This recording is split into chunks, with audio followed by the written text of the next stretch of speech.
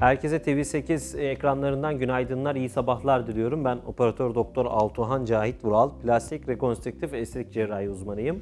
Sizlere bugün endoskopik orta yüz germe ameliyatından bahsedeceğim. Endoskop çağına girdiğimizi düşünüyorum artık ve tıbbın her alanında kamera yöntemleriyle çok daha küçük kesilerle bu ameliyat işlemlerinin yapıldığını söyleyebiliriz.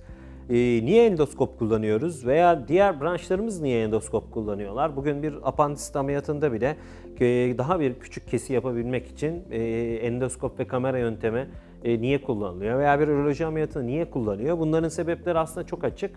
Çünkü klasik ameliyatlarda iyileşme süreleri ve yara izleri ve hastanın hayata dönüşü çok daha yavaş. Daha hızlı bir dönüş için, hastanın çok daha çabuk iyileşebilmesi için çok daha küçük kesilerle aslında deri bütünlüğünü bozmadan dokuya daha az zarar vererek sonuç almak mümkün.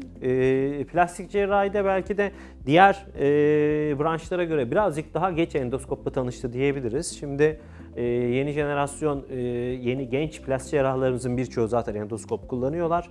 Daha önceleri klasik yüz germe ameliyatları çok popülerdi ve endoskop çok kullanılmıyordu diyebiliriz. Ama son dönemde artık birçok meslektaşımız endoskopu onlar da güncel pratiklerin içine aldılar ve kamera yöntemiyle yüz germe ameliyatlarını yapıyorlar. Kamera yönteminin felsefesi nedir? Saçlı derinin içinde temel hedef, çünkü ne kadar az kesi ve ne kadar az iz olduğu için bu ameliyatlarda saçlı deride de biz saklayabileceğimiz, yani kesi hattının çok belli olmadığı, saklayabildiğimiz bir yöntem olabileceği için saçlı derinin içinden kamera kullanıyoruz.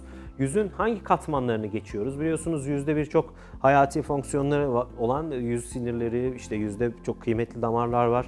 Bunların hepsinin kan akımını bozmadan veya o sinirlere zarar vermeden o hatlara geçerek aslında ulaşmak istediğimiz noktaya ulaşmamız lazım.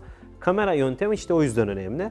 Biz cerrahi alanlarımızı kamera eşliğinde aslında ilerleyerek, yolumuza devam ederek, görebilerek yapabiliyoruz. Dolayısıyla saçlı derinin içinden kamerayla girdik. Göz çevresi ve orta yüz hattına kadar aslında orada serbestleştirmesini istediğimiz dokuları endoskopla ayırıyoruz. Bu endoskopla ayırdığımız dokuları da aynı bir klasik yüz germe ameliyatı gibi. Yani klasik yüz germe ameliyatında gözümüzle gördüğümüzü burada kamerayla ulaşıp gene kamera yardımıyla gördüğümüz dokuları üstteki dokulara dikerek aynı bir yüz germe ameliyatı gibi yapıyoruz. Çünkü bazen hastalarımız hocam bu da bir yüz germe ameliyatı mı diye soruyor. Kesinlikle bu da bir yüz germe ameliyatı. Klasik yöntemin dışında aslında kamera yöntemiyle yapılan bir yüz germe ameliyatı diyebiliriz. Temel hedeflediğimiz alan endoskopik orta yüz germede ağız kenarına kadar ulaşan, yani alından ağız kenarına kadar ulaşan bölgenin gençleştirilmesi.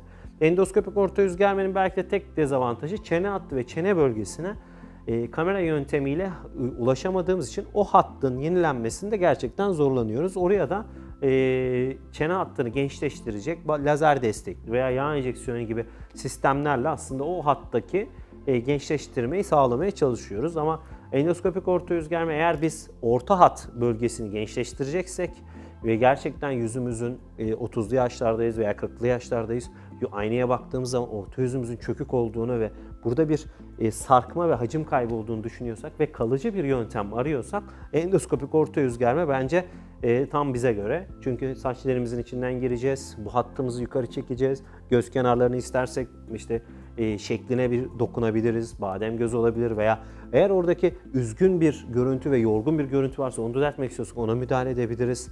Burada göz şeklini değiştirip değiştirmemek de tamamen bizim tercihimize kalıyor. Yani biz göz çevresini bir şekilde değiştirebiliriz veya o yorgunluğu baktığımız zaman o üzgün görüntüyü sadece düzeltebiliriz.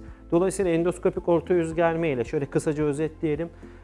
Ağız çevresinden üst bölüme kadar olan, yani saçlı alana kadar olan tüm alanı gençleştirmek mümkün. Yaklaşık 2,5-3 saat kadar süren kamera yöntemiyle yapılan bir yüz germe ameliyatı.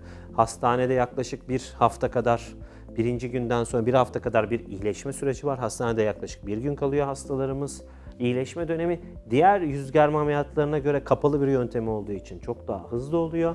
Dolayısıyla siz de endoskopik orta yüz germeyi izin belli olmaması, yani dışarıdan bir cerrahi müdahale geçirildiğinin belli olmamasını istediğimiz daha genç bir hasta grubunda uygulatmak istiyorsanız bununla ilgili de mutlaka bir plastik cerrahi uzmanına başvurabilirsiniz diyorum. Herkese iyi sabahlar ve iyi günler diliyorum. Hoşça kalın.